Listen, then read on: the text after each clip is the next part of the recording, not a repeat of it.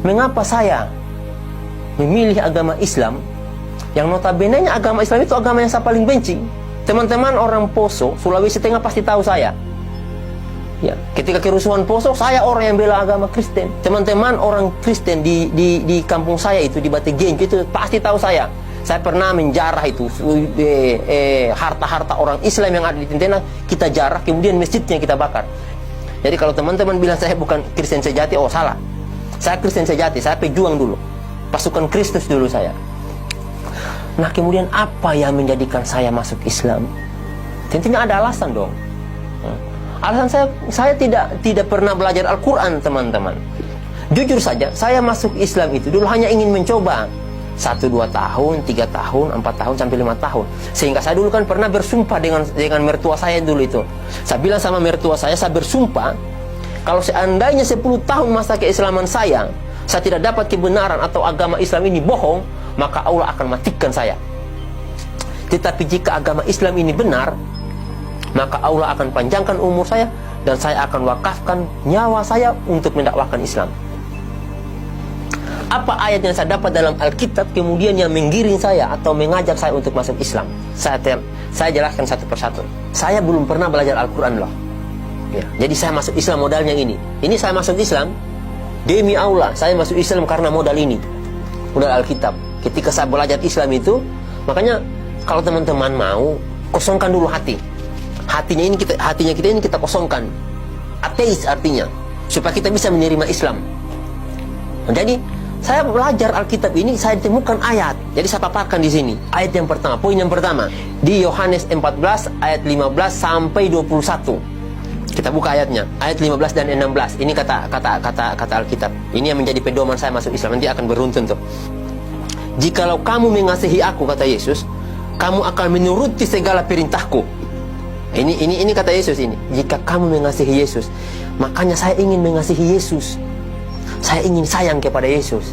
Makanya kata Yesus kepada umatnya, jika kamu mengasihi aku, kamu akan menuruti segala perintahku.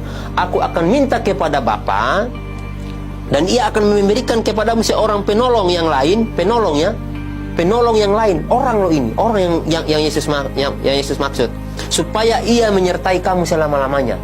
Jadi kata Yesus, jika kamu mengasihi aku, kamu akan menuruti segala perintahku, dan aku akan meminta kepada Bapa, dan ia akan memberikan kepadamu seorang penolong yang lain, supaya ia menyertai kamu selama-lamanya. Ini dalil yang pertama, seorang penolong. Oke, kita lihat siapa penolong itu. Nah, ini yang harus kita pahami dulu. Siapa penolong yang akan menolong kita selama-lamanya? Kita lihat pada kutipan ayat yang lain.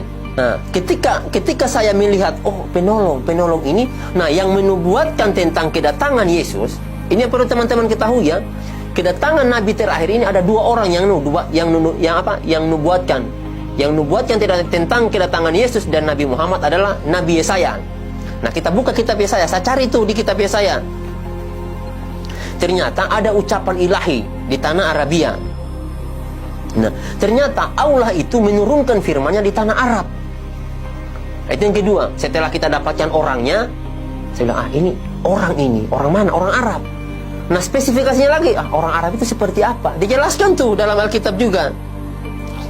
Yesaya 29 ayat 12. Ini kata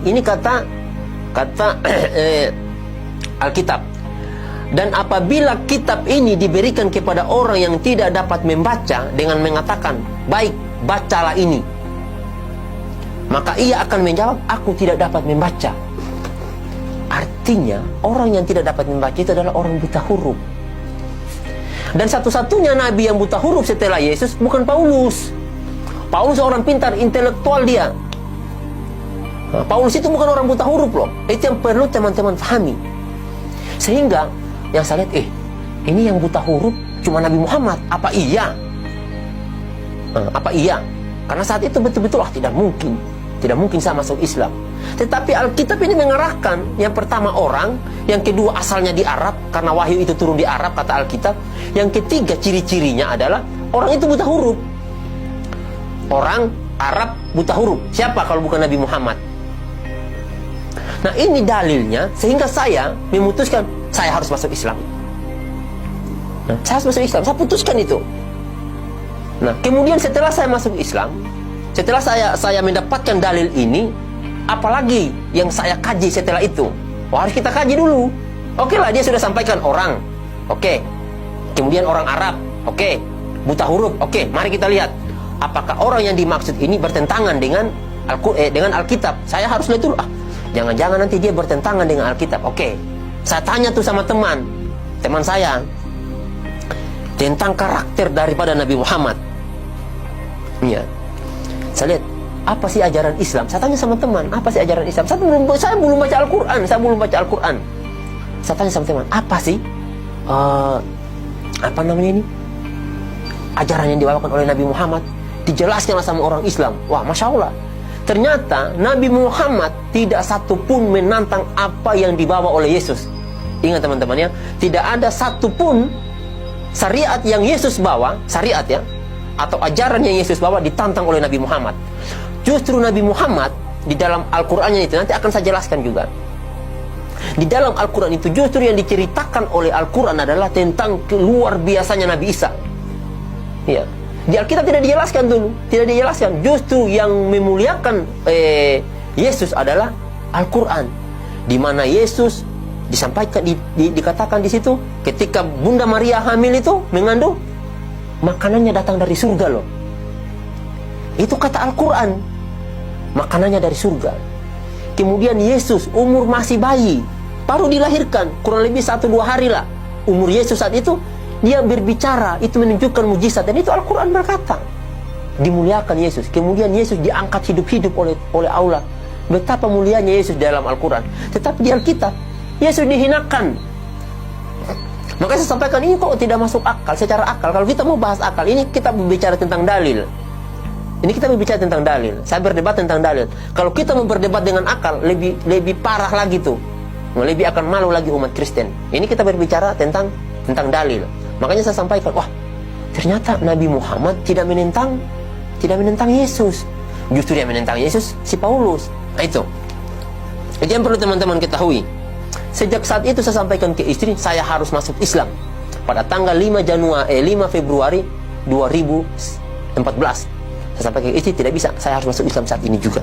Nah, teman-teman, itulah yang menjadikan saya itu memilih agama Islam. Dari Alkitab ini, saya tidak pernah belajar Al-Quran. Tidak pernah. Sebelumnya saya tidak pernah belajar Al-Quran untuk masuk agama Islam. Tetapi saya belajar dari Alkitab ini. Ayat-ayat tadi itulah yang menjadikan saya kemudian memilih agama Islam. Karena benang lurusnya itu, kalau kita mau tarik benang lurusnya itu, Alkitab ini sebetulnya lurus tuh, menunjukkan kita kepada Nabi Muhammad. Ya, hanya saja yang menyelewengkan ayat-ayat ini, yang mentafsirkan ayat-ayat ini, yang tidak menyampaikan kepada jemaat itu adalah pendeta. Kalau seandainya pendeta mau jujur nih, mau jujur menjalankan semua perintah yang ada dalam Alkitab, masuk Islam dia. Karena semua perintah yang ada dalam Alkitab ini adalah apa yang dilakukan oleh orang Islam, dan apa yang diperintahkan oleh Alkitab itu tidak dilakukan oleh orang Kristen.